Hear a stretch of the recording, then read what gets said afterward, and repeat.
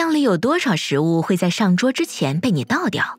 去年夏天野餐的汉堡面包，过了建议销售日期的牛奶，变软的胡萝卜。世界各地的国家每年都要浪费大量食物，而美国是最严重的地区之一。美国的食物浪费中有 37% 来自于独户家庭，其中大约有 20% 的食物是由于消费者不确定如何理解标签上的日期而被丢弃，但大多数食品依旧可以安全食用。如果食物上的日期不代表着有什么东西变质了，那它说明什么呢？20世纪以前，食物的生产地和食用地之间更直接的相连。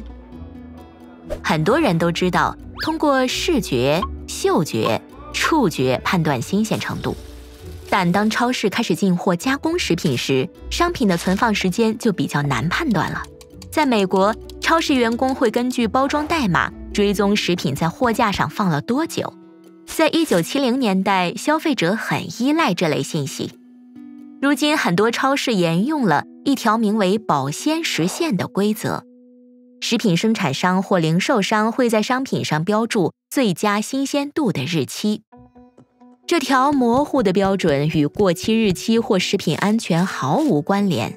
其实它的制定基本没有任何科学依据，也没有任何规定关于标注哪些日期。很多生产商和零售商都倾向于把这个日期写得早一些，这样可以确保消费者享用新鲜的食物，不断回购。这意味着很多食物在标注期限后还是能安全食用的。放了一段时间的曲奇、意大利面和别的耐放食物吃起来也许不新鲜，但它们没有什么健康风险。罐头食物可以放上好几年，只要没有胀平或生锈的迹象就可以。冰箱的低温可以抑制造成食物中毒的细菌，无限期地保存贮藏得当的冷冻餐食。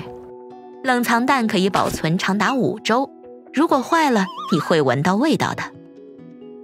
通过异味、黏糊糊的表面和霉菌，你也能发现变质的食物。当然，还是有些情况保守些较好。美国农业部 USDA 建议几天内食用或冷冻购买的肉类，过了标注期限，即食沙拉、熟食肉类和未经巴氏杀菌的芝士很有可能会携带致病菌，单凭气味或味道检测不出。婴儿配方奶粉上的日期，安全起见会受到监管。虽然有些标签达到了效果，大部分标签并没有。在2019年超过1000名美国受访者的调查中，超过 70% 声称他们根据日期判断食物是否还能食用。近 60% 表明只要过了保质期，无论是什么都会扔掉。餐厅和超市通常也会这么做。为了避免此类浪费，许多专家呼吁制定法律，要求日期标签使用以下2条：最佳使用日期表示新鲜程度，使用日期表示安全。这个方案不是完美的，但有些美国研究者估计，在国家层面制定这些规范，每年大约可以避免398000吨食物被浪费。超市也可以在商品上去除日期标签，像多个英国连锁超市品牌所做的那样，鼓励消费者自行判断。很多专家呼吁制定政策，鼓励超市和餐厅捐赠未售食物。如今，对日期的混乱理解导致美国至少有20个州限制捐赠超过标注期限的食物。虽然联邦政府其实是鼓励这类捐赠的，像法国这样的国家更进一步，要求许多超市捐赠未售食品。